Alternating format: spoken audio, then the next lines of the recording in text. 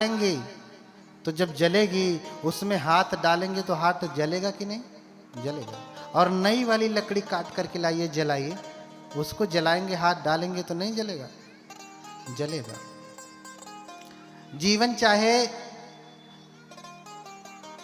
जीवन चाहे वैभवशाली हो, सुख संपत्ति धन संपदा से भरा हो, चाहे दुखद हो प्रेतों की भांति, दोनों ही ठीक नहीं है, क्योंकि दोनों बार बार इस संसार से लगा हुआ है, मुक्ति नहीं है हुई।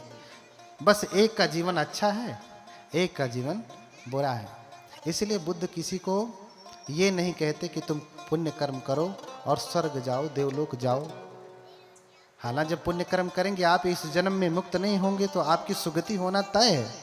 हमने अभी कहा, जब आपने शील याचना की तो हमने कहा कि शीलेन सुगति यंति शीलेन भोग संपदा, है ना? क्या कहा? शील से ही सुगति प्राप्त होती है, अच्छी गति प्राप्त होती है। अच्छी गति यानी आप जिसे स्वर्ग कहते हैं, देवलोक कहते हैं, सुगति प्राप्त होती है। और शील से ही भोग संपदा प्राप्त होती है। शील से ही, अच्छे कर्मों से ही आज जो कुछ भी आपको है वो शील की वजह से ही है। समझ रहे ना? शीलेन निभृति यंति, शील से ही मुक्ति प्राप्त होती, निर्वाण होता है। इसलिए तस्मा शीलं विशोधये, शील की विशुद्धि करना चाहिए, शील का पालन करना चाहिए। अगर शील का पालन नहीं करते, सिर्फ पूजा करते हैं तो बहुत लाभ नहीं है उसका, बहुत लाभ उसका नहीं है। क्षणिक लाभ होगा, स्थायी लाभ नहीं होगा। क्षणिक सुख मिल गया कुछ, बस चला जाएगा, लंबे समय तक नहीं टिकेगा। शीलवान है तो सुख के साथ स्थायी होगा आपका प्रभुत्व। इसलिए सब कुछ शील के द्वारा ही संभव है। उसके बाद फिर समाधि लगती, शील है तो समाधि लगेगी और मुक्ति होगी। तो सब कुछ जाना, अविद्या से संस्कार, संस्कार से विज्ञान, विज्ञान से नाम रूप, नाम रूप से 6 आयतन। लंबा कठिन विषय है और कठिन विषय आपको शायद समझ में भी ना आए। कठिन विषय को सरल करना और कठिन है। हाँ, अविद्या का अर्थ है अज्ञान, संस्कार का अर्थ है जो कुछ भी हमने बुरा या अच्छा कर्म किया उसकी जो छाप मन पे पड़ी वो संस्कार है। और फिर विज्ञान, विज्ञान का काम है जानना। जैसे हमने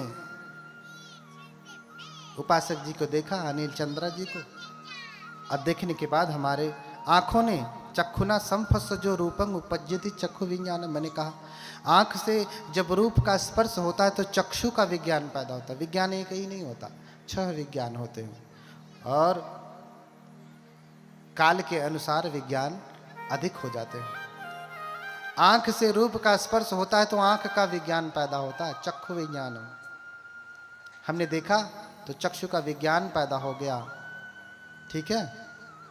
वो विज्ञान बताएगा क्या कि अरे ये कौन है? ये तो अनिल चंद्रा है। कौन बताएगा? विज्ञान बताएगा। विजानाति लक्षणम विजानाति रूपम, जानेगा। फिर उसके बाद नाम रूप होता है। नाम रूप हमारा जो शरीर है और मन। नाम कहते हैं मन को, रूप कहते हैं 4 तत्वों से बने हुए भौतिक शरीर को। 5वां तत्व मैंने कहा कि जब व्यक्ति समाधि करता है, आकाश अनंत आयतन की भावना करता है तो आकाश तत्व घेरता है। अभी आपके मेरे भीतर आकाश तत्व नहीं है, लेकिन नहीं होता है ऐसा नहीं। इसलिए बौद्ध धर्म में कहते हैं चौथा तत्व होता ही नहीं, क्योंकि आदमी आकाश तत्व, आकाश अनंत आयतन तक पहुंचता कहाँ है? तो भैया जन सामान्य के लिए तुम जानो कि होता ही नहीं, काहे झंझट में पड़े हो। आकाश तत्व 4 तत्वों से बना शरीर।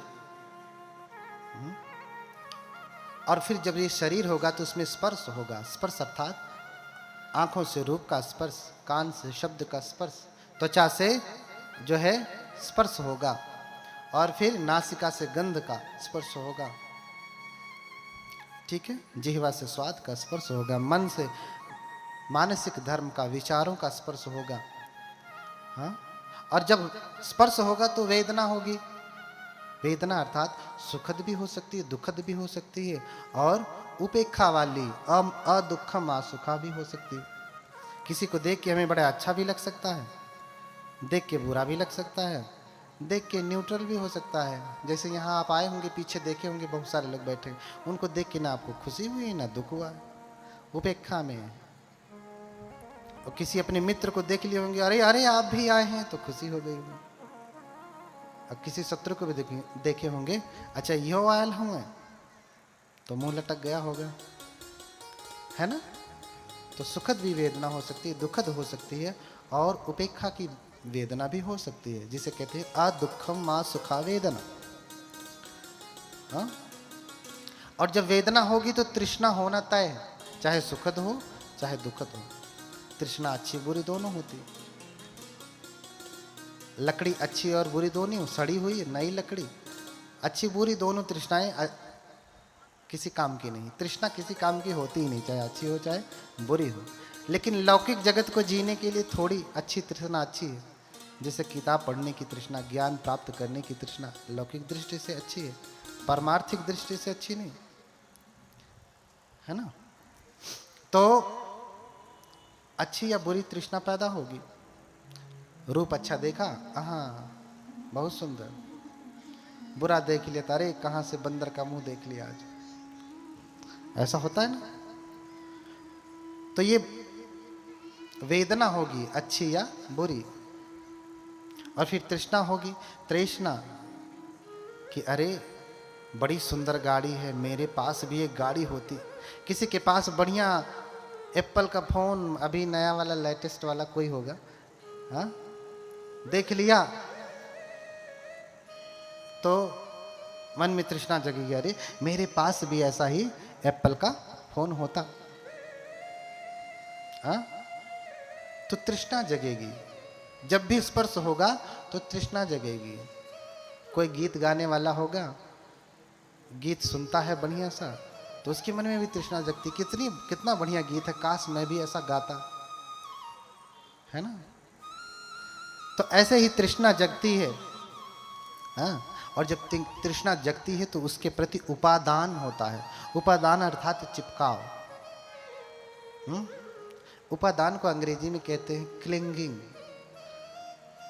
कुछ माताएं घरों में खाना वाना पैक करती हैं तो एक प्लास्टिक आती है, उसको क्लिंग रैप कहते हैं ना, चिपकाने वाली प्लास्टिक होती है। इसी उपादान से वो प्लास्टिक बनी हुई, चिपकाव, जिसे उसमें कोई गोंद कुछ भी नहीं होता है, लेकिन ऐसे आप कटोरे पे किए चिपक जाएगी वो प्लास्टिक। हाँ, गोल्डन फॉइल भी, सिल्वर फॉइल भी आपने देखा होगा, वो भी ऐसे किया तो वो भी चिपक जाता है, लेकिन वो चिपकता नहीं, वो टाइट होता है तो मुड़ जाता है, लेकिन प्लास्टिक चिपक जाती, क्लिंग रैप। तो क्लिंग से ही क्लिंगिंग, उपादान हुआ, यानी चिपकाव, यानी जहां स्पर्श हुआ तुरंत चिपकाव पैदा हो जाए। वो प्लास्टिक जहां भी टच की तुरंत चिपक जाती है। ऐसे ही जब हमारी वेदना होती तो तुरंत चिपकाव पैदा हो जाता, उसी को उपादान कहते हैं। आंख से किसी सुंदर स्त्री को देखा, देखते ही अरे बड़ी सुंदर है, अरे बड़ी सुंदर कहते कहते उसके प्रति लगाव चिपकाव हो जाता है, क्षण भर भी नहीं लगता। स्पर्श होते ही आपको घंटे भर इंतजार करना पड़ता है प्लास्टिक के लिए कि अब चिपकेगी, अब चिपकेगी, अब चिपकेगी, ऐसा नहीं ना। जैसे ही स्पर्श हुआ तुरंत चिपक गई। टेप ले लीजिए, टेप, हाँ सेलो टेप जो होता है, जैसे ही स्पर्श हुआ, स्पर्श भी हो रहा है और चिपकाव भी एक साथ, दोनों हो रहा है, टच भी हुआ और चिपकाव भी एक साथ हुआ, तो समय नहीं लगता। ऐसे ही रूप के साथ जब वेदना होगी तो तृष्णा होगी, फिर तृष्णा के साथ उपादान तुरंत होता है, चिपकाव तुरंत होता है, इसीलिए इसे कहा उपादान। उपादान के बाद भाव होता है, भाव, भाव यानी बनना। और जब कुछ चिपक गया, जब चिपक गया यानी आपकी किसी से क्या कहते हैं, प्रीति लग गई, या आपकी भाषा में प्रीति कहूँगा, बुद्ध की भाषा में उपादान कहेंगे, उपादान। और जब प्रीति लग गई तो फिर आपका भाव होना बनना तो तय है। अब चाहे मरने के बाद बने, चाहे इसी जन्म में बने, क्या बनेगा? कुछ और बनेगा, आश्रव बनेगा कि नहीं अब तो ये चाहिए चाहिए चाहिए चाहिए चाहिए। तो ये बन रहा है, बिकमिंग, भाव अर्थात बिकमिंग, हो रहा है, बन रहा है ना? वो भीतर बन रहा है भाव। और अगर बन रहा है तो फिर उसी की वजह से जाति, जरा, जाति माने कास्ट नहीं होता जो कास्ट सर्टिफिकेट लेके घूमते हैं, ये जाति वो जाति, ये जाति नहीं, जाति अर्थात जन्म। पाली में जाति का अर्थ होता है जन्म, ठीक है? तो फिर जन्म होगा, हाँ, जाति पच्चया जरा, जरा पच्चया जरा मरण शोक परिदेव दुख दो मन सुपायासा संभवंती। तो जरा मरण शोक उपायास ये सारे कुछ बनने लगते हैं। हाँ, जब भव होगा, ये इतनी क्रियाएं होती हैं, तब जाकर के जन्म होगा। तो जन्म होगा तो दुख होना ही है, सब कुछ दुख होगा। जरा मरण शोक परिदेव दुख दो मनस, ये सब होगा। जरा होगा, बुढ़ापा आएगा, मरण होगा, शोक होगा, विलाप होगा, चिल्लाएंगे, चीखेंगे, प्रताड़ित होंगे, पीड़ित होंगे, ये सब कुछ होगा। कब? जब जन्म होगा तब। यानी कारण क्या है दुख का? जन्म लेना।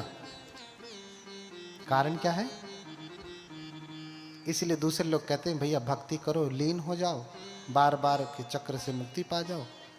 लेकिन बार बार के चक्र से मुक्ति के लिए आपको साधना करनी पड़ेगी, आपको निर्वाण प्राप्त करना पड़ेगा। हो गया तो कहा कि अविजित्वे अशेष विराग निरोधो चागो पटनिसगो। इसको क्या करना है? पूरी तरीके से अविद्या को त्याग देना है। जब अविद्या त्यागेंगे, जैसे वो एक ईंट का सेटअप बनाते हैं ना, एक के बाद दूसरा, तीसरा, चौथा, पांचवा, छठवां, है ना?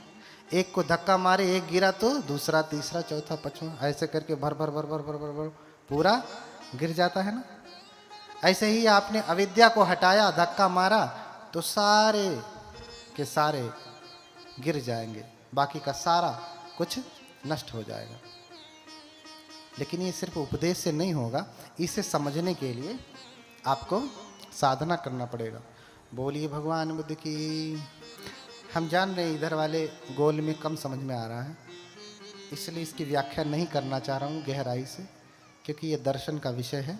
मोटी मोटी बातों पे चर्चा करूँगा। तो इन सारे ज्ञान को भगवान ने जाना कि आदमी कैसे जन्म लेता है, क्यों जन्म लेता है और दुख क्यों होता है, और क्या करने से ये दुख खत्म हो जाएगा, जन्म खत्म, क्योंकि जब जन्म खत्म हो जाएगा तो दुख खत्म हो जाएगा।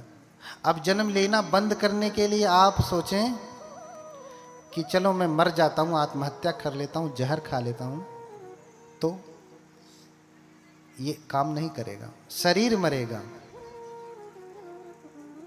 शरीर मरेगा, आपका जन्म लेना नहीं मरेगा। इसलिए कबीरदास कहते हैं कि जीवन तो मरी बो भलो। कबीरदास कभी भी नहीं कहते जियो, कहते मर जाओ। जी के क्या करोगे?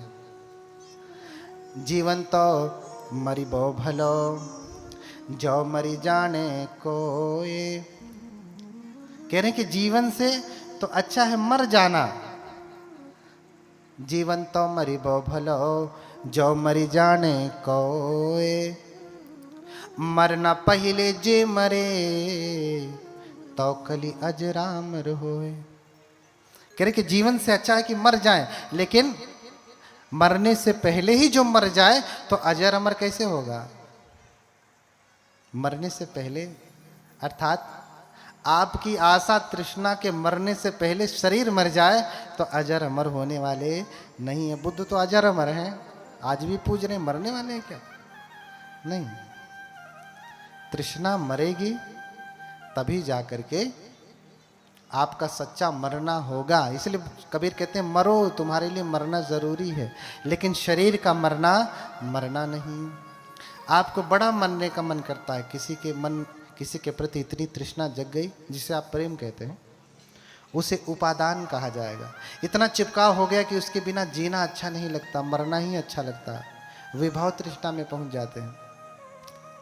हाँ, कोई छत से कूद करके जान दे देता है, कोई फांसी लगा लेता है, कोई जहर खा लेता है, कोई डूब के मर जाता है। क्यों? क्योंकि उसके साथ जीना था, लेकिन उसकी शादी किसी और से हो गई। अब किसके सहारे जिए? उसको लेके पैदा हुए थे नहीं साथ में। अब वो तो मर चली गई दूसरे के यहाँ, तब दुख तो होगा ही। हाँ, अरे आए थे अकेले और जाएंगे अकेले। इतना चिपकाव किस लिए? हाँ, इतना चिपकाव किस लिए? आपका जीवन बड़ा मूल्यवान है, किसी और के लिए अपने जीवन को ना गंवाएं। जब भी आत्महत्या करने का मन करे तो मरने से पहले एक काम करना। मैं तो कहूँगा कि मर जाना, लेकिन मरने से पहले एक काम कर लेना पहले, फिर मरना। उसके बाद हिम्मत पड़े तब मरना। कभी कभी क्या होता है, कभी कभी क्या हमेशा ऐसे होता है कि जब व्यक्ति मरने जाता है तो उसके ऊपर तो मार सवार रहता है कि नहीं मुझे मर जाना है, अच्छा नहीं लग रहा। लेकिन जब वो फांसी लगा लेता है, लटक जाता है, जब मरने लगता है, प्राण इतनी आसानी से नहीं निकलता।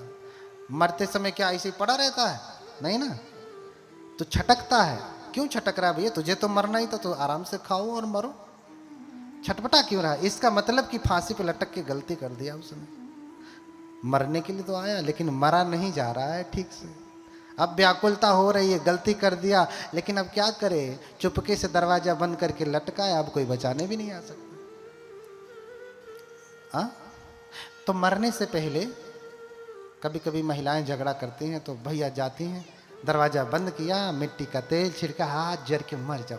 आग लगा लेते तो लगती है चिल्लाने, भैया तुझे मरना था तो चिल्ला क्यों नहीं? चुपचाप बैठो, गीत गाओ और मरो। हाँ, लेकिन आग लगने के बाद समझ में आता कि गलती हो गई, अरे बचाओ रे बचाओ रे। इसलिए बचाओ रे की नौबत ना आए, उससे पहले एक काम कर लेना। मरने से पहले एक प्रयोग कर लेना। जब खूब मन करे कि नहीं मैं मरूंगा मरूंगी, तो मर जाना। मैं रोकूंगा नहीं, मैं कहाँ आऊंगा रोकने के लिए। यहीं कह दे रहा हूं, अपने से बुद्धि जगेगी तो रुक पाएंगे, नहीं रुक पाएंगे तो जाओ मरो, कौन रोक पाएगा। एक प्रयोग करना, घर में बड़ा सा बाल्टी होगा, टब होगा ना, पानी भर लेना, जाके उसमें मुंडी डुबो देना।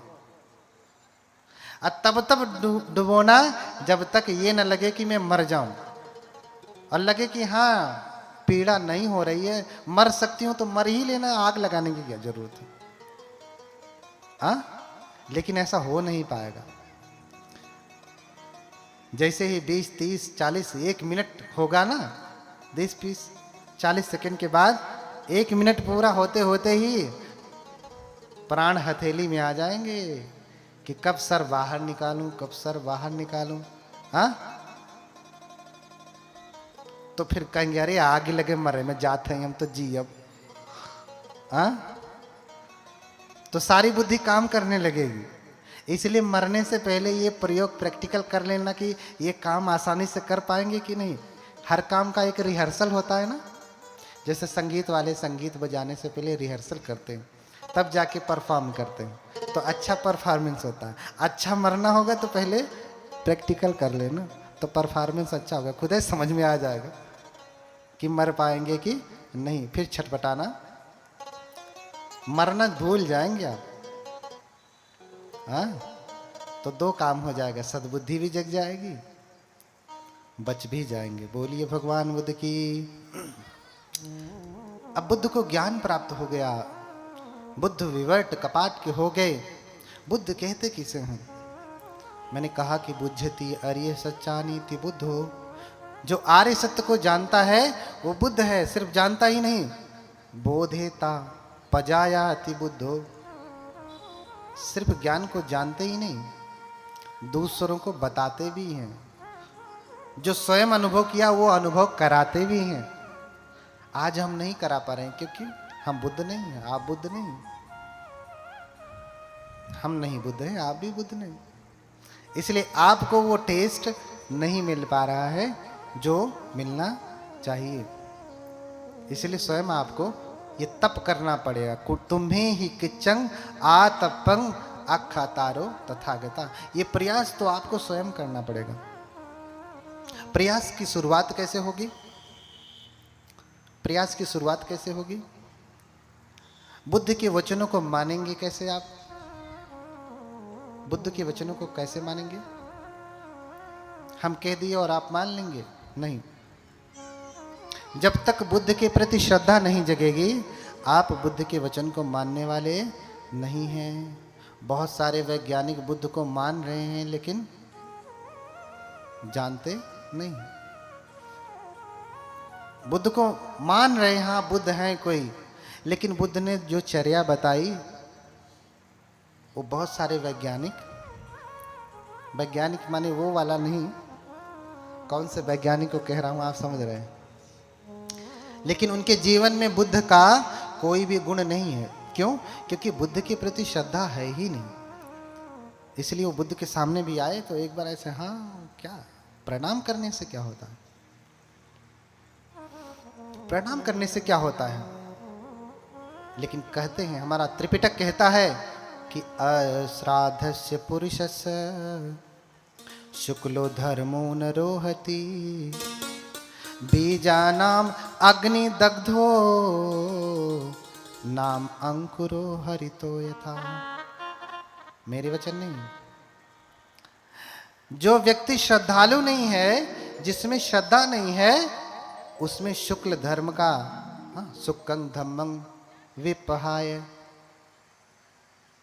पाली में शुक्ल को सुक कहते हैं, संस्कृत में शुक्ल कहते हैं। शुक्ल माने अच्छा कर्म। जिसके हृदय में श्रद्धा नहीं है बुद्ध के प्रति, उसके भीतर धर्म का उदय नहीं हो सकता, कभी नहीं हो सकता है। और मुक्ति प्राप्त करना, भव से पार होना, स्वर्ग वर्ग प्राप्त करना, है तो बड़ी दूर की बात है, बहुत दूर की बात है, प्राप्त नहीं कर सकते। क्यों? क्योंकि श्रद्धा ही नहीं है। हाँ, बुद्ध से आलवक यक्ष ने प्रश्न किया। आलवक नाम का एक यक्ष हुआ, बड़ा ही सामर्थ्यवान शक्तिशाली। भगवान एक गुफा में ठहरे हुए थे और आलवक आता है। वो गुफा आलवक की थी, आड़वी में। यहीं आपको जौनपुर के आगे जो सुल्तानपुर जिला है उसी में पड़ता है आड़वी, आलवक की गुफा। भगवान वहीं जाकर के तप कर रहे हैं, साधना कर रहे थे। उसी समय आलवक यक्ष आया और देखा कि भगवान बैठे हैं। कहता कि निखमतु श्रमण। बोलिए भगवान बुद्ध की। क्या कहता? निखमतु श्रमण। श्रमण बाहर निकल। बुद्ध भी क्या है? श्रमण है। भगवान बाहर निकल गए। फिर भविष्यतु श्रमण। श्रमण अंदर जाओ। भगवान अंदर चले गए। फिर कहता है निखमतु श्रमण। श्रमण बाहर निकलो। भगवान बाहर निकल गए। फिर कहता भीतर जाओ। भगवान भीतर चले गए। फिर कहता बाहर जाओ। भगवान बाहर चले गए। फिर कहता भीतर जाओ। फिर भगवान भीतर चले गए। फिर कहता है कि बाहर जाओ। निखमतु श्रमण। श्रमण बाहर निकलो। बुद्ध कहते कि न खुआ उसो निखिमिस्सामी। नहीं निकलूंगा। हाँ, क्या कहते? नहीं निकलूंगा। यक्ष होते हैं जिसमें मनुष्य और दैवी दोनों गुण होते हैं, शक्तिशाली होते हैं। यक्षो इस प्रकार के गुण होते हैं, बहुत ही शक्तिशाली होते हैं। आलवक सूत्र में इसका पूरा वर्णन है। भगवान कहते हैं नखो आओ सो निखिमिस्सामी। मैं निकलूंगा नहीं। तो कहता है कि नहीं निकलोगे तो जानते हो मैं क्या करूंगा? जानते हो क्या करूंगा? अगर निकलोगे नहीं तो चित्तंगवाते खिप्पिस्सामी। हाँ, हदयंगवा फालेसामी। पादेषु हथंगहे त्वा पार गंगाय खिप्पिस्सामी। क्या कहता है कि अगर निकलोगे नहीं तो मैं तुम्हारे चित्त को विक्षिप्त कर दूंगा, हृदय को फाड़ दूंगा, और ये पैर पकड़ के ना, टंगरिया पकड़ के, पैर पकड़ करके गंगा के पार फेंक दूंगा। क्या कहता है? अगर बाहर नहीं निकले तो तुम्हारे चित्त को विक्षिप्त कर दूंगा, पागल कर दूंगा, हृदय को, दिल को फाड़ दूंगा, और पैर पकड़ करके गंगा के पार फेंक दूंगा, जैसे कोई गेंद फेंकता है। हाँ, निकल जा बाहर।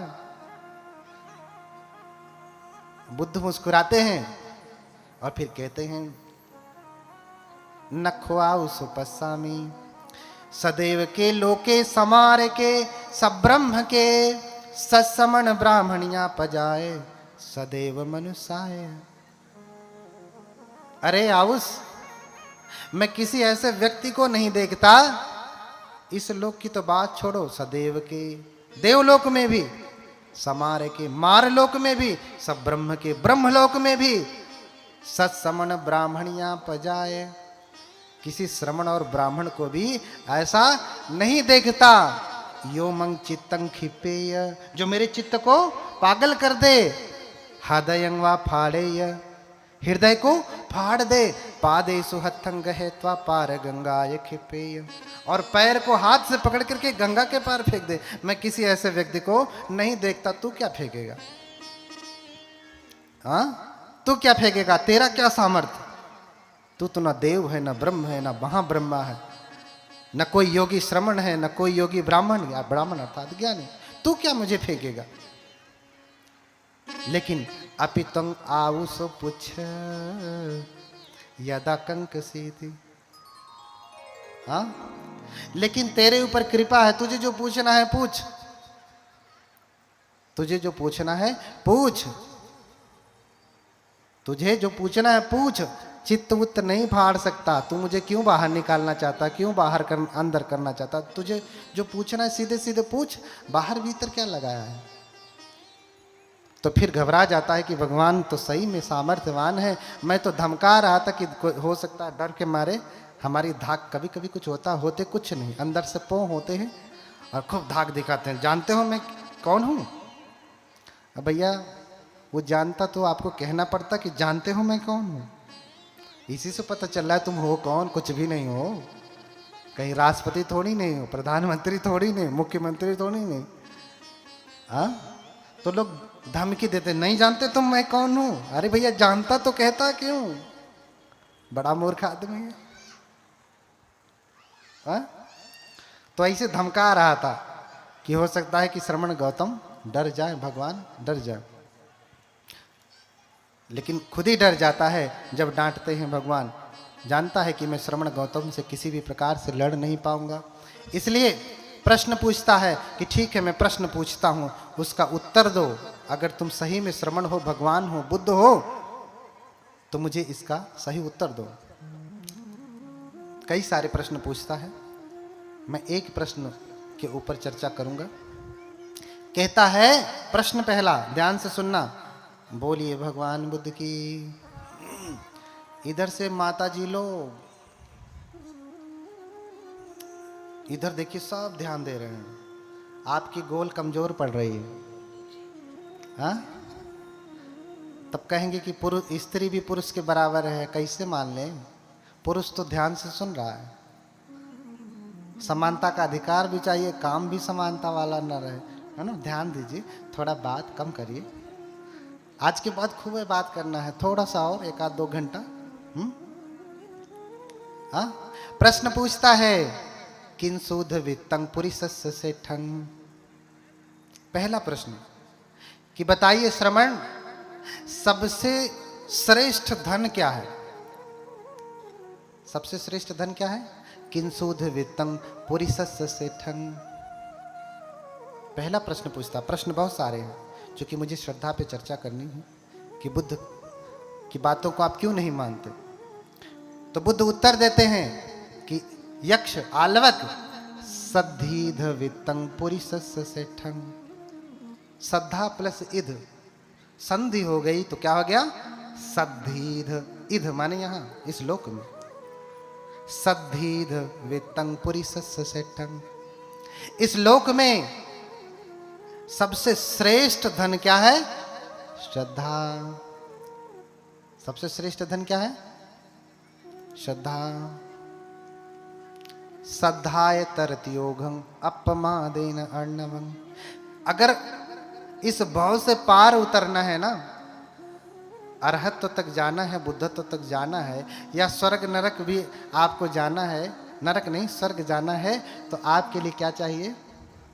श्रद्धा। बिना उसके नहीं। श्रद्धाय तरति ओघं।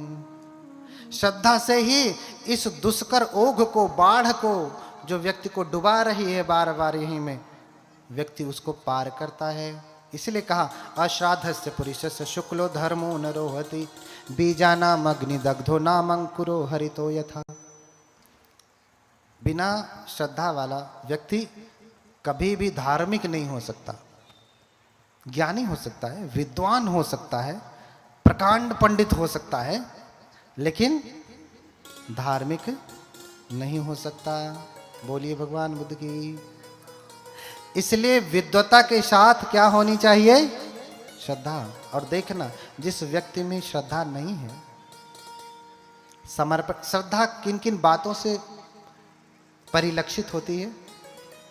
अरे आप अपनी मम्मी पापा को भी ऐसे हाथ जोड़ लेंगे तो भी कोई बात नहीं, मम्मी पापा नाराज थोड़ी ना होंगे। और झुक करके प्रणाम करेंगे तो भी कोई बात नहीं, ऐसे छू लेंगे तो भी कोई बात नहीं, माथा पटक करके 3 बार प्रणाम करेंगे तो भी कोई बात नहीं, प्रणाम नहीं भी करेंगे तो भी कोई बात नहीं। लेकिन सब प्रकार के प्रणामों में अंतर है। प्रणाम नहीं करेंगे तो इसका मतलब ये नहीं कि माता पिता आपको श्राप देंगे, ऐसा होगा नहीं। लेकिन जिस दिन आप माथा पटक करके उनको प्रणाम करेंगे ना, उस दिन आशीर्वाद आपको बहुत अधिक प्राप्त होगा। ये तो माता पिता तक की बात है। बुद्धों की बात तो और भी निराली है।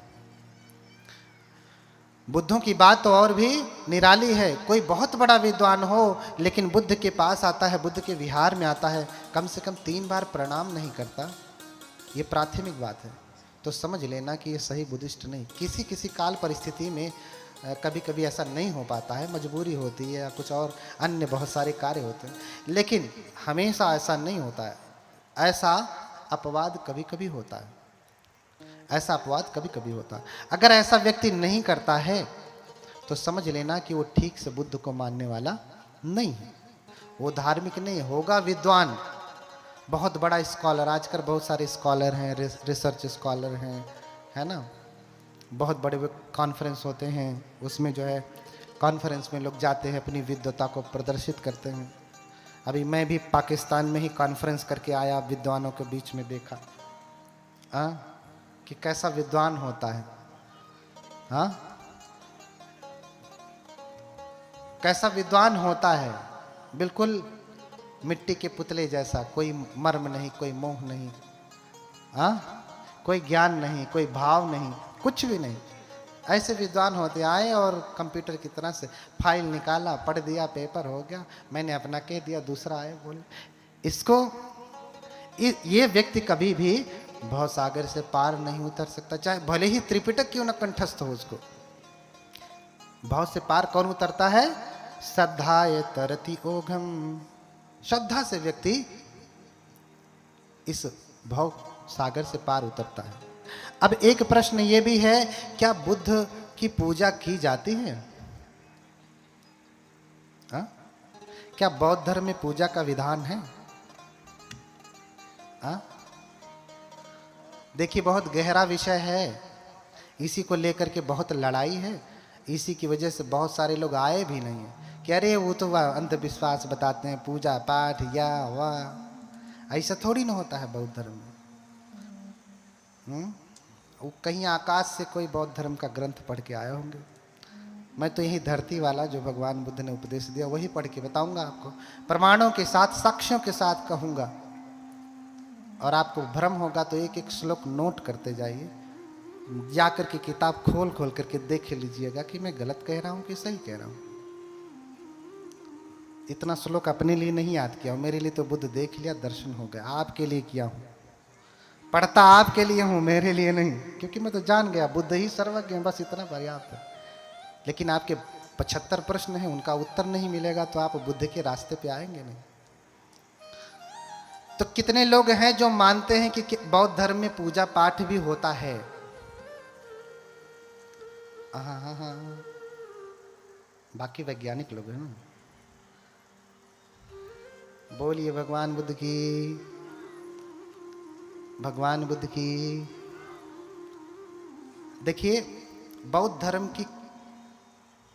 धर्म का त्रिपिटक का बहुत महत्व है, लेकिन उस त्रिपिटक की एक कुंजी है, कुंजी। जैसे आप मैथमेटिक रखते हैं ना, उसकी होती है ना एक कुंजी, कुंजी होती है ना। त्रिपिटक की कुंजी क्या है?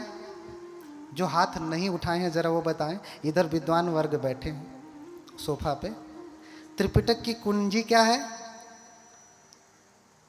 त्रिपिटक की कुंजी है मिलिंद प्रश्न। उसे त्रिपिटक की कुंजी कहा। क्या कहा? त्रिपिटक की कुंजी कहा। अर्थात त्रिपिटक आपने पूरा पढ़ लिया, बिना पढ़े मिलिंद प्रश्न के सारे जो है उदाहरण तर्क आपको सही से नहीं समझ में आएंगे। लेकिन त्रिपिटक पढ़ा है तब समझ में आएगा कि कुंजी में क्या दिया गया। समझ रहे हैं ना? त्रिपिटक की कुंजी है मिलिंद प्रश्न। उसे पाली में मिलिंद पन्नो कहते हैं। मिलिंद प्रश्न में ऐसे ही राजा मिलिंद बनते नागसेन से प्रश्न करते हैं, किंग प्रश्न करते हैं कि क्या भगवान बुद्ध पूजा स्वीकार करते हैं? पूजा करने के लिए कहते हैं। ध्यान से सुनिएगा। आज तक आप जो जानते रहे होंगे, बहुत क्या जानते रहेंगे मुझे नहीं पता, लेकिन जो अभी सुनेंगे वो बिल्कुल नया होगा आपके लिए। ध्यान से सुनिएगा। क्या बुद्ध पूजा स्वीकार करते हैं? हाँ, किंको भंते नागसेन बुद्धो पूजन साधयति। क्या भंते भगवान पूजा स्वीकार करते हैं? श्लोक लिखते जाओ जिसे भ्रम हो। हाँ, क्या भगवान पूजा स्वीकार करते हैं? नहीं। और अगर स्वीकार करते हैं तो वो निर्वाण को नहीं प्राप्त किए, महापरिनिर्वाण को प्राप्त नहीं किए, क्योंकि जो निर्वाण प्राप्त कर लिया परिनिब्बुत हो, वो तो इस संसार से फिर चला जाता है, उसका वो मुक्त हो जाता है। जैसे दीपक है, बुझ गया, वैसे ही व्यक्ति निर्वाण प्राप्त करने के बाद बुझ जाता है, फिर इस लोकांतर में कहीं भी नहीं रहता, मुक्त हो जाता है वो। और अगर पूजा, अगर भगवान ने निर्वाण प्राप्त कर लिया है तो जो हम पूजा करते हैं वो व्यर्थ हो जाता है, क्योंकि जब कोई है ही नहीं। हाँ? अगर बुद्ध स्वीकार करते हैं तो उन्होंने महापरिनिर्वाण नहीं प्राप्त किया, वो अभी हैं इस लोक में, इसलिए तो स्वीकार कर रहे। कोई होगा तभी तो लेगा ना जो पूजा आप देंगे। और अगर स्वीकार नहीं करते, अगर वो महापरिनिर्वाण प्राप्त कर लिए हैं, तो हम जो पूजा करते हैं वो तो व्यर्थ हो जाता, क्योंकि जब कोई है ही नहीं तो पूजा का कोई लाभ है? प्रश्न समझ में आ रहा है? प्रश्न समझ में आ रहा है? अगर बुद्ध पूजा स्वीकार करते हैं तो उन्होंने महापरिनिर्वाण नहीं प्राप्त किया, इसी लोक में है। और अगर महापरिनिर्वाण प्राप्त कर लिया तो भैया किसे पूजा करें, किसे जो है समर्पित करें? कोई लेने वाला ही नहीं, वो तो व्यर्थ हो जाएगा। हाँ? ऐसा कठिन प्रश्न पूछा, इसे मेंढक प्रश्न कहा। क्या कहा? क्यों कहा? क्योंकि मेंढक का शरीर बड़ा जटिल होता, मनुष्य के शरीर जैसा। ऐसे ही ये प्रश्न भी क्या है? जटिल है। इसलिए आदमी के ऑपरेशन से पहले पूछिए, डॉक्टर बैठे हैं, किसका ऑपरेशन कराते हैं? मेंढक का। किसका? मेंढक का। तो किंखो भंते नागसेन बुद्धो साधयति, यदि खो भंते साधयति न परिनिब्बुतो भगवा, यदि परिनिब्बुतो तो कथं पूजा अवंजो होती अफलो। तो भाई क्यों पूजा करें? दोनों प्रकार से भाई पूजा का कोई अर्थ नहीं है। तो भंते नागसेन कहते हैं, राजन परिनिबुतो खो भगवान न पूजन साधयति। ध्यान से समझना, एक एक शब्द में, वाक्य में बड़ा गहरा दर्शन है। एक भी अक्षर विचलित हुआ तो दूसरा कुछ समझ जाएंगे, नुक्ते के हेर फेर से खुदा जुदा हो जाएगा, है ना? खुदा क्या हो जाएगा? जुदा हो जाएगा। परिनिबुतो खो महाराज भगवा न पूजन साधयति। महाराज भगवान तो परिनिर्वाण को प्राप्त कर चुके हैं, वो पूजा स्वीकार नहीं करते। लेकिन फिर भी अगर कोई पूजा करता है तो उसकी पूजा सफल होती है। कठिन उत्तर है ना? भगवान महापरिनिर्वाण प्राप्त कर लिए हैं, इस लोक में है ही नहीं आपकी पूजा लेने के लिए। लेकिन फिर भी अगर आप पूजा करते हैं तो वंझो भवति सफलो, तो अचूक एवं सार्थक सिद्ध होती, सफल हो जाती है। हाँ, तो भंते नागसेन से राजा कहते, भंते हाँ, जैसे पिता पुत्र का गुणानुवाद करता है, पिता पुत्र की प्रशंसा करता है और पुत्र पिता की प्रशंसा करता है, ऐसे ही आप कर रहे हैं। आप तो भगवान बुद्ध के श्रावक हैं, शिष्य, आप अपने भगवान की प्रशंसा कर रहे हैं। लेकिन ये तो उत्तर नहीं हुआ, ये तो उत्तर नहीं हुआ। बनते कृपया मुझे समझाएं, उदाहरण देके समझाएं, बात समझ में नहीं आ रही। तो भगवान कहते हैं, बनते कहते हैं कि भगवान परिनिब्बुत हो चुके हैं, पूजा स्वीकार नहीं करते। लेकिन फिर भी जो कोई पूजा करता है अचूक दिठि बंधन बांधिय तन्हा सोते नवाहिते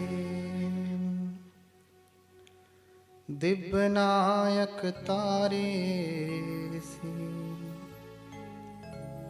भगवन्तस्ते नमो ध्रुवधरं धुरंधरं शीलराशि शुभाननं वयं वन्द्यामहे वन्द्यं भीमाम्बेडकरनायकम्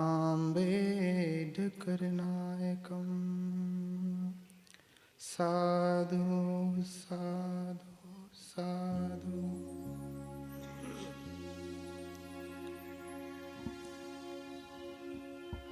करुणा के महासागर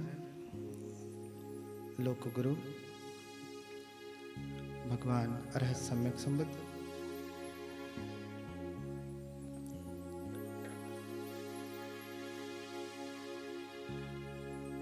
इनके कमल चरणों में कोटि कोटि नमन करते हुए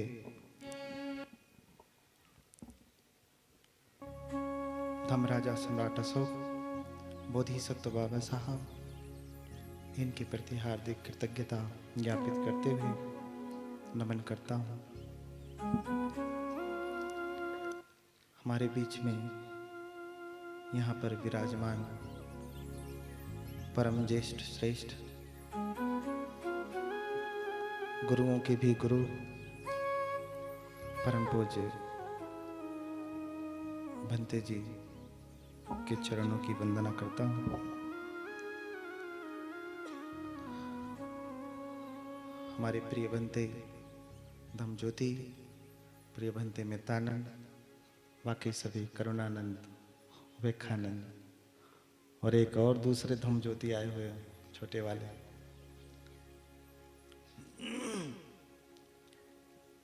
बाकी बनारस से कल ही चल के आए उपासक जी, भाईलाल, विजय नारायण जी, और आज पधारे यहाँ पे आदरणीय उपासक हमारे विजय, एक विजय नारायण है, एक विजय कुमार है। हाँ, विजय कुमार जी, दोनों लोग विजय प्राप्त करके आए हैं। अन्यथा अपनी गृहस्थी के जंजालों पे विजय प्राप्त करके यहाँ तक पहुंचना संभव नहीं है। तो विजय प्राप्त करके दोनों लोग यहाँ पे आए हैं।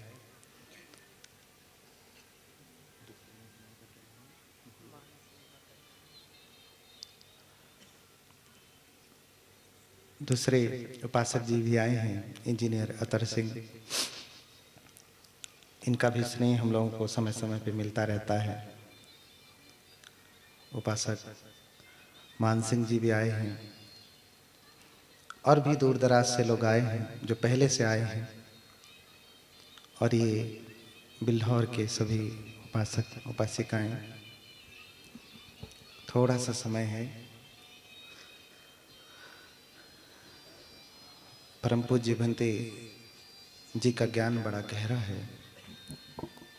हम लोग हमेशा उनसे सीखते रहते हैं। जब भी उनको सुनते हैं तो लगता है कि अभी कुछ सुना ही नहीं। इतना गहरा ज्ञान भंते जी का। भंते जब बोलते हैं तो मन करता है कि सुनते जाएं, सुनते जाएं। इसलिए भंते से निवेदन किया, आप ही को आज सुनना था सबको। भंते जी पहले ही कृपा हटा लिए, थोड़ी सी कृपा किए। हाँ, भंते जी को बार बार नमन है। कल हम लोगों ने सुना कथा में कि बुद्ध ने ज्ञान प्राप्त किया, सिद्धार्थ ने ज्ञान प्राप्त किया और बुद्ध कहलाए।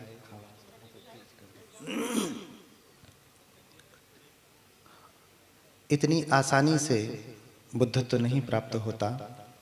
6 वर्ष की कठोर तपस्या थी जो उन्होंने किया तो उन्हें ज्ञान प्राप्त हुआ। ज्ञान प्राप्ति के बाद सर्वप्रथम उपदेश देने के लिए जब जाते पंचवर्गी, तो पंचवर्गी सोचते हैं कि इनका आतिथ्य नहीं करेंगे, लेकिन उनके चुंबकीय व्यक्तित्व की वजह से सभी लोग परिवर्तित हो जाते हैं। और फिर भगवान वाराणसी के इसी पत्तन मिगदाय में धर्म चक्र प्रवर्तन कहते हैं।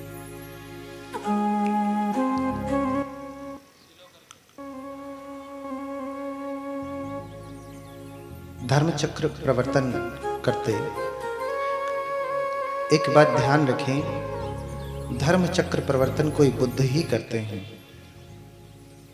कोई अरहत भी नहीं करते, कोई बोधिसत्व भी नहीं करते, सिर्फ सम्यक संबुद्ध करते हैं। दूसरे किसी में इतना सामर्थ्य नहीं कि वो धर्म चक्र प्रवर्तन कर सकें। तो सम्यक संबुद्ध ने धर्म चक्र प्रवर्तन किया और पंचवर्गियों को पहला उपदेश दिया,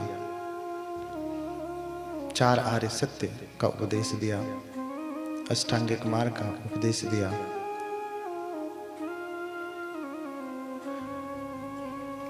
फिर भगवान की महिमा इतनी बढ़ी कि लोगों ने जब समझा कि भगवान बुद्ध मात्र एक श्रमण हैं, गृह त्यागी हैं, इससे अधिक कुछ भी नहीं, तो लोग उन्हें सिर्फ श्रमण गौतम ही कह करके पुकारते थे, इससे अधिक कुछ नहीं कहते थे। सिर्फ श्रमण गौतम, श्रमण गौतम, क्योंकि उन्हें लगता था कि ये एक प्रवज्जित हैं, सन्यासी मात्र हैं, ठीक है, थोड़े अच्छे सन्यासी हैं। इसलिए भगवान जब पहली बार उर्वेला में पहुंचते हैं तो उर्वेला के बड़े प्रसिद्ध तपस्वी थे उर्वेल कश्यप, गया कश्यप और नदी कश्यप। ये तीनों भाई हैं और तीनों संगी हैं, गणाचार्य हैं, उनके पास बहुत बड़ा शिष्यों का संघ है। उर्वेल कश्यप के पास 500, फिर नदी कश्यप के पास 300, गया के पास 200, कुल मिला के तीनों भाइयों के पास 1000 शिष्यों की संख्या है। और ये पूरे उर्वेला में प्रसिद्ध है, विख्यात है। इस समय उर्वेला बिहार में पड़ता है, गया बोध गया से थोड़ा दूर पे है।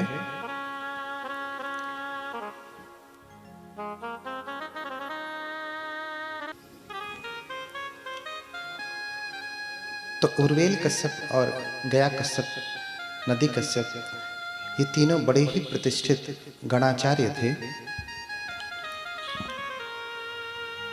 भगवान एक बार जब उर्वेला में पहुंचते हैं तो उर्वेल कश्यप की अग्निशाला में रहने के लिए निवेदन करते हैं। कहते हैं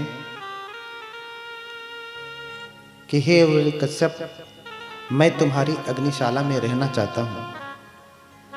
उर्वेल कश्यप ने कहा, श्रमण गौतम, मेरी अग्निशाला में, यज्ञशाला में बड़ा ही भयंकर सर्प रहता है, नागराज रहता है। अगर तुम उसमें रहोगे तो वो तुम्हें जलाकर भस्म कर देगा, तुम्हें निगल जाएगा, इसलिए उसमें न रहो। फिर भगवान बुद्ध दूसरी बार कहते कि मैं तुम्हारी अग्निशाला में रहना चाहता हूं। दूसरी बार भी उर्वेल कश्यप मना करता कि नहीं, आप उसमें न रहें, नहीं तो सर्प आपको जला डालेगा। फिर तीसरी बार भगवान निवेदन करते कि मैं रहना चाहता हूं। जब तीसरी बार भगवान निवेदन करते तो उर्वेल कश्यप कहता, ठीक है, आप नहीं मानेंगे तो रहिए। उर्वेल कश्यप भगवान को अपनी अग्निशाला में छोड़ करके अपनी पर्णकुटी में चला जाता। और फिर जब आधी रात होती तो जो नागराज था वो आ जाता कुटिया में और आकर के भगवान बुद्ध के ऊपर धुआं छोड़ने लगता। भगवान के ऊपर धुआं छोड़ने लगता। उसे लगा कि कोई सामान्य श्रमण है, जैसा सब समझते थे। आकर के धुआं छोड़ने लगा। जैसे धुआं छोड़ता है, भगवान सोचते हैं क्यों न मैं इसकी अस्थि, मज्जा, रुधिर बिना इसको नुकसान पहुंचाए इसके तेज को खींच लूं। जब वो धुआं छोड़ता, भगवान को कुछ नहीं होता। भगवान अपनी समाधि में लीन हो जाते। और फिर धुआं छोड़ते छोड़ते जब परेशान हो गया तो फिर अग्नि छोड़ने लगा। सोचा कि अग्नि से जला दूंगा भगवान को, लेकिन अग्नि से भी नहीं जला पाया। अग्नि छोड़ने लगा तो पूरी पर्णकुटी जलने लगी, पूरा कुटिया, पूरी अग्निशाला जलने लगी। लेकिन भगवान वैसे ही बैठे हैं, उनका रोवां भी नहीं जला। और फिर भगवान सोचते हैं क्यों न मैं इसे बिना नुकसान पहुंचाए नियंत्रण में कर लूं। तो भगवान ने अपने तेज से उस नागराज के यहाँ गले पे जो पकड़ा, गर्दना पकड़ा, जिसे कहते हैं नटोला, यहाँ पकड़ा। तो जैसे ही पकड़ा वो एक माड़वक के रूप में आ गया।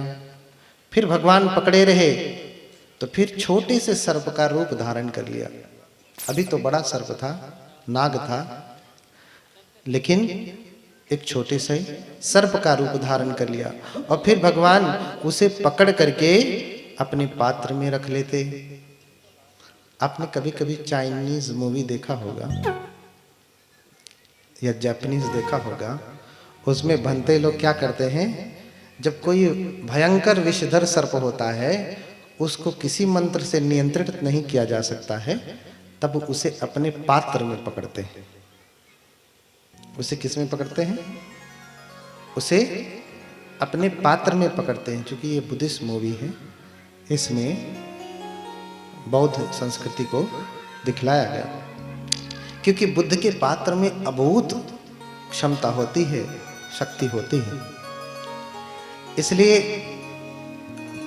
बुद्ध ने उसे अपने पात्र में रख लिया तो उसका सारा तेज जो था, सारा जो बल था, वो वहीं नष्ट हो गया।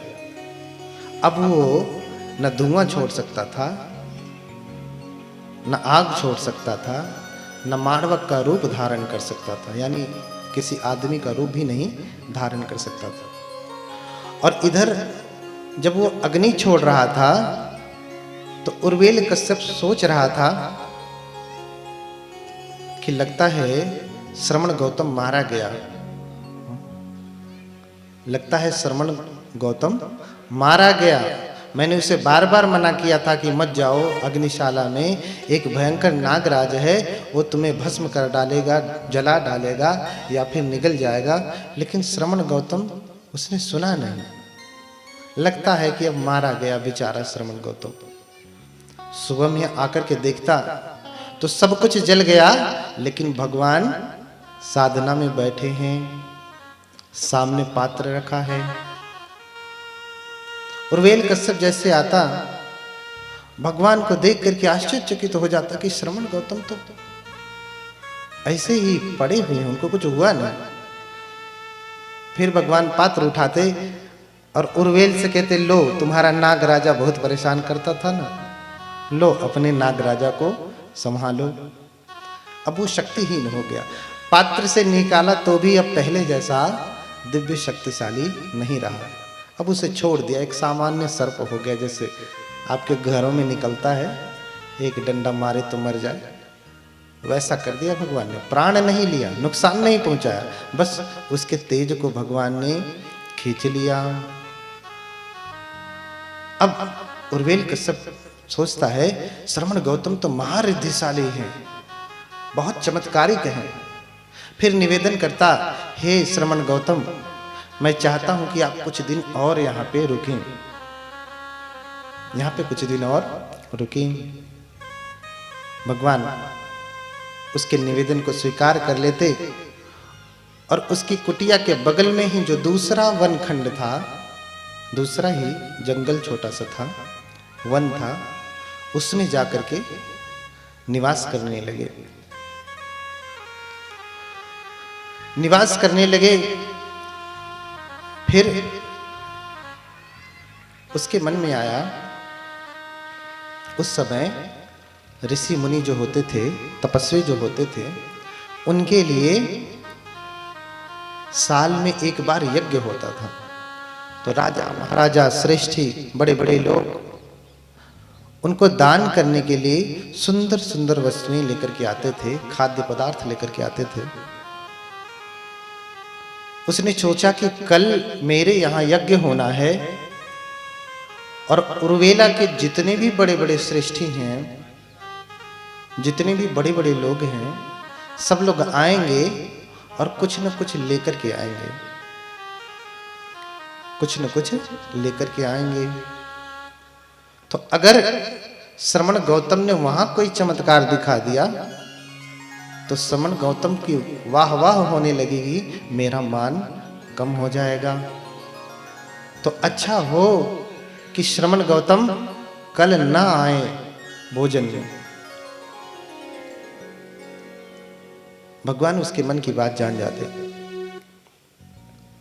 अगला दिन जब होता तो पुब्बंग समय में ही भगवान उत्तर कुरु में चले जाते और वहां पे चारिका करके भोजन करते, पूरा दिन वहीं पे विहार करते, पूरा दिन वहीं पे बिताते। और इधर इसने अपना यज्ञ संपन्न किया। पूरा दिन खत्म हो गया। अगले दिन सुबह निमंत्रण के लिए आया, श्रमण गौतम कल मैं तुम्हारा इंतजार कर रहा था यज्ञ में भोजन देने के लिए, तुम आए नहीं। तो भगवान कहते हैं कि क्या तुम कल यही नहीं विचार कर रहे थे कि श्रमण गौतम ना आए, उसके आने से मेरा मान कम हो जाएगा, श्रमण गौतम का मान बढ़ जाएगा। बोले हाँ, मैं ऐसा विचार कर रहा था। कैसे जान गए? फिर आश्चर्यचकित होता कि श्रमण गौतम तो महारिद्धिशाली है, महाशक्तिशाली है, मन की बात भी जान जाते। लेकिन न त्वेव अर्हा यथा अहम, लेकिन मेरे जैसा अर्हत नहीं है। भले जान जाते हैं तो क्या, चमत्कार दिखाते हैं तो क्या। फिर अगला दिन होता, भगवान जिस वनखंड में थे, चातु महाराजिक देवता, मैंने बताया था ना कौन कौन है चातु महाराजिक देवता? हाँ, पूर्व के देवता, पश्चिम के, उत्तर के, दक्षिण के। पुरथिमेन धतरठो दक्षिणेन विरुल्लको पश्चिमेन विरूपको कुबेरो उत्तरम दिशम। तो ये चारों दिशाओं के देवता जब आते हैं भगवान बुद्ध का दर्शन करने, क्योंकि भगवान बुद्ध तो सत्ता देव मनुष्य आनंद है ना, देवताओं और मनुष्यों के गुरु हैं। हम जब वंदना करते हैं तो यही वंदना करते हैं कि बुद्ध क्या है? सत्ता देव मनुष्यान बुद्धो भगवाती। बुद्ध देवताओं और मनुष्यों के भी गुरु हैं। बुद्ध देवताओं और मनुष्यों के भी गुरु हैं। अब रात्रि के समय, मध्य रात्रि में, जिसे अब आधी रात समझते हैं, आधी रात को अक्सर आप लोग बाहर नहीं निकलते कि भूत प्रेत पकड़ता है ना। आधी रात को बाहर निकलते हैं,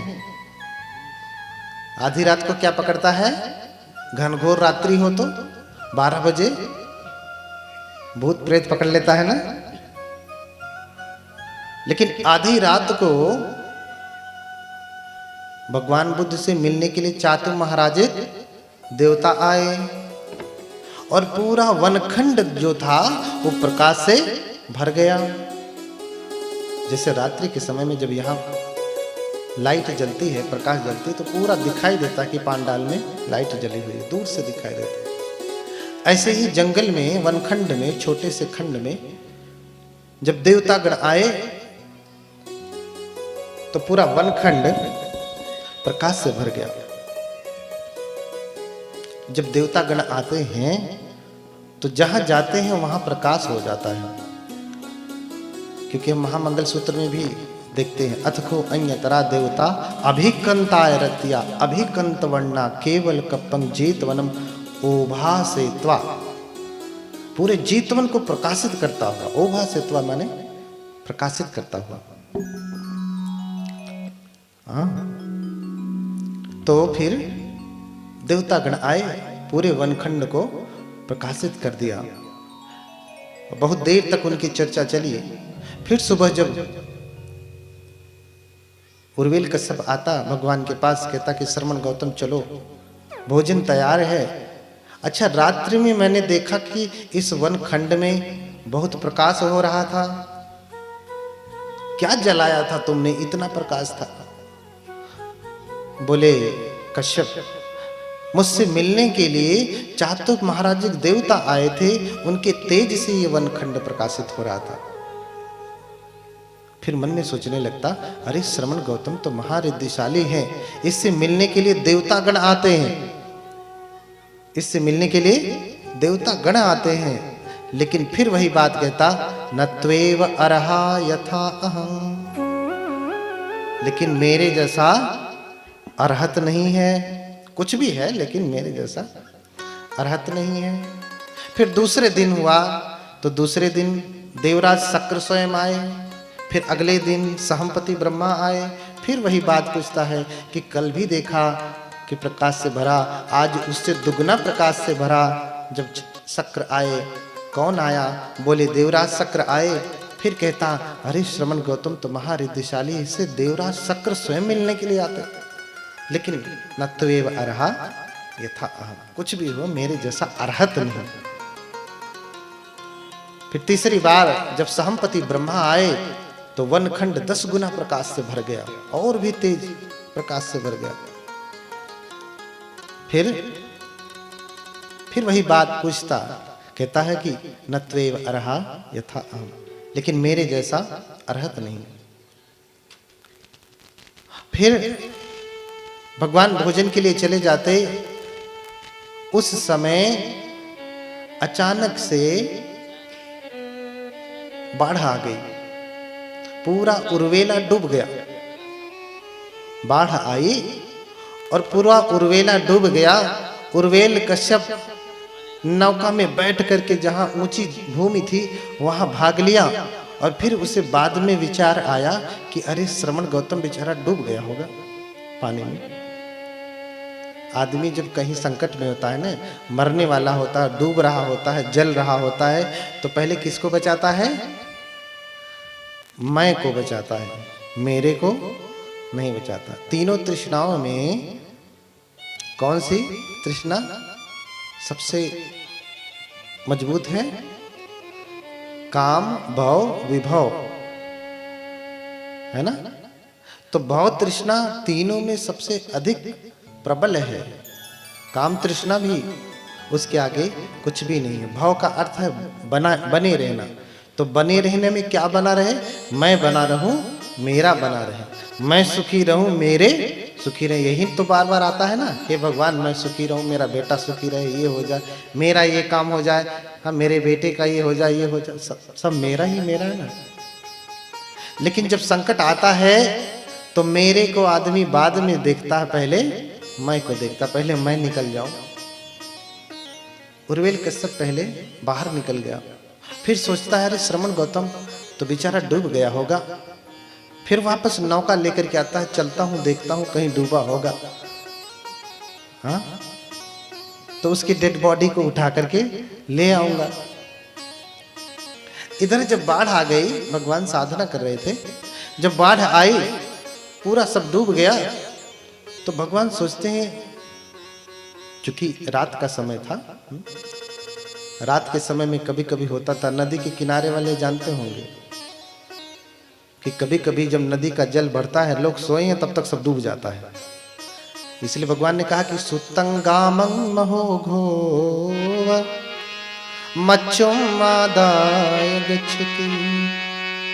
जैसे गांव के लोग सोए हैं, बाढ़ डुबा ले जाती है, ऐसे ही मृत्यु जब आदमी सोया रहता है, बेहोश है, अपनी कामनाओं में बेहोश है ना, सोया है, और मृत्यु आकर के उसे लेके चली जाती है।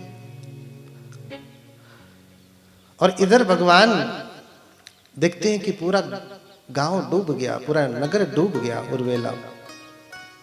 तो सोचते हैं कि क्यों न मैं, अब रात्रि का जो है तीसरा पहर शुरू हो रहा है, भगवान सोचते हैं क्यों न मैं धूल वाली भूमि पे संक्रमण करूं, धूल वाली भूमि पे संक्रमण करूं।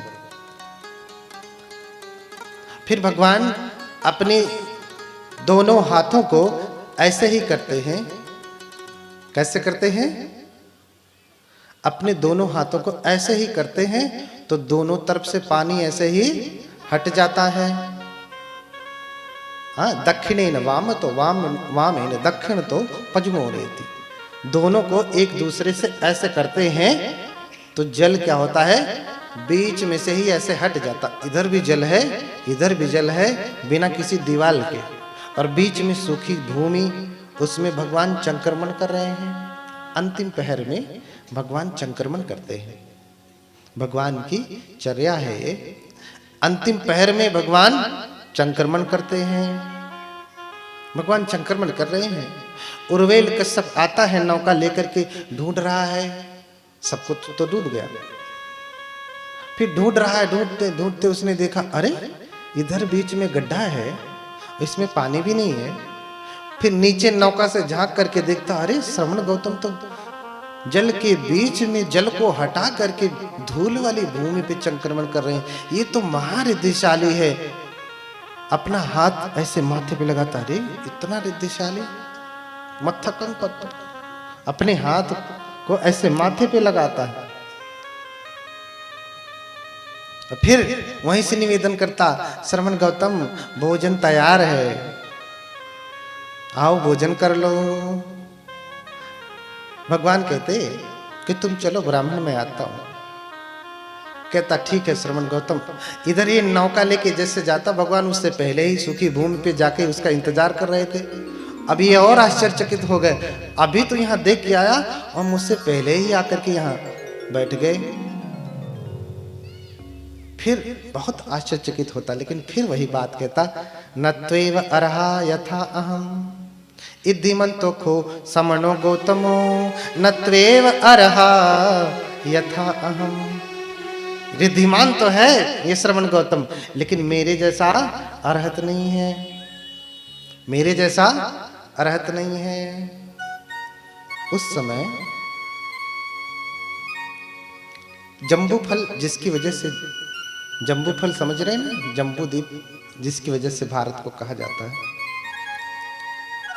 उर्वेल कश्यप अभी भोजन के लिए निमंत्रण देने गया। अगले दिन भगवान कहते तुम चलो मैं आता हूं। फिर भगवान जाते हैं जम्बू फल दक्षिण में जाते, जिसकी वजह से देश जम्बू द्वीप कहलाता है। जामुन के फल लेकर के आते हैं और ब्राह्मण जो है उर्वेल कश्यप से पहले ही उसकी कुटी में पहुंच जाते हैं। ये अभी निमंत्रण करके आ रहा है, भगवान पहले ही पहुंच गए और कई 100 योजन दूर जाकर के जामुन का फल लेकर के आकर के उसकी कुटिया में बैठ गए। बोला श्रवण गौतम अभी तो तुम वहां थे, फिर यहाँ कैसे आ गए?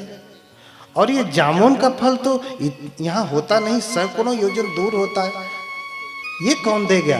बोले तुम जब मुझे आए थे निमंत्रण देने के लिए, तो मेरे मन में हुआ कि शायद तुम्हें जम्बू का फल अच्छा लगता हो, तो मैं उसे ले आया।